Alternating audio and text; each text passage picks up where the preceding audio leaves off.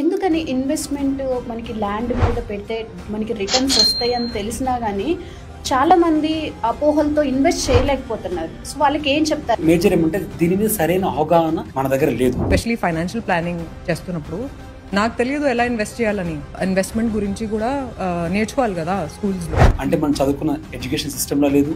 మీరు ఈ విధంగా ఇన్వెస్ట్మెంట్ చేసి ఈ విధంగా రిచ్ పీపుల్ అవుతారని చెప్పి ఎక్కడ చెప్పలేదు. మీకు చిన్న ఎగ్జాంపుల్ చెప్తాను. నా దగ్గర విత్తనాలు ఉన్నాయి. నేను భూమిలో పెడితే ఏమవుతుంది? అది మహావృక్షం అవుతుంది. నా జేబులో పెట్టుకుని తిరిగితే ఏమి కాదు. డబ్బులు కూడా నా జేబులో నా బ్యాంక్ లో పెట్టుకుంటే ఏమి కాదు. ఆ డబ్బులు కూడా సరైన అవగాహన పెంచుకొని సరైన పర్సన్స్ మీరు కాంటాక్ట్ అయ్యి భూమి మీద పెడితే ఖచ్చితంగా మంచి ఇన్వెస్ట్మెంట్ మహావృక్షం కంటే పెద్ద వృక్షంగా తరతరాలు గుర్తుకుండే విధంగా ఖచ్చితంగా అవుతుంది. ఎందుకని ఇన్వెస్ట్మెంట్ మనకి ల్యాండ్ మీద పెడితే మనకి రిటర్న్స్ వస్తాయని తెలిసినా గానీ, చాలా మంది అపోహలతో ఇన్వెస్ట్ చేయలేకపోతున్నారు. సో వాళ్ళకి ఏం చెప్తారు? మేజర్ ఏమంటే దీని మీద సరైన అవగాహన మన దగ్గర లేదు. ఎస్పెషల్లీ ఫైనాన్షియల్ ప్లానింగ్ చేస్తున్నప్పుడు నాకు తెలియదు ఎలా ఇన్వెస్ట్ చేయాలని.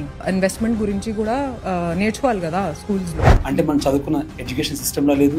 మీరు ఈ విధంగా ఇన్వెస్ట్మెంట్ చేసి ఈ విధంగా రిచ్ పీపుల్ అవుతారని చెప్పి ఎక్కడ చెప్పలేదు. మీకు చిన్న ఎగ్జాంపుల్ చెప్తాను. నా దగ్గర విత్తనాలు ఉన్నాయి. నేను భూమిలో పెడితే ఏమవుతుంది? అది మహావృక్షం అవుతుంది. నా జేబులో పెట్టుకుని తిరిగితే ఏమి కాదు. డబ్బులు కూడా నా జేబులో నా బ్యాంక్ లో పెట్టుకుంటే ఏమి కాదు. ఆ డబ్బులు కూడా సరైన అవగాహన పెంచుకొని సరైన పర్సన్స్ మీరు కాంటాక్ట్ అయ్యి భూమి మీద పెడితే ఖచ్చితంగా మంచి ఇన్వెస్ట్మెంట్ మహావృక్షం కంటే పెద్ద వృక్షంగా తరతరాలు గుర్తుకుండే విధంగా ఖచ్చితంగా అవుతుంది. ఎందుకని ఇన్వెస్ట్మెంట్ మనకి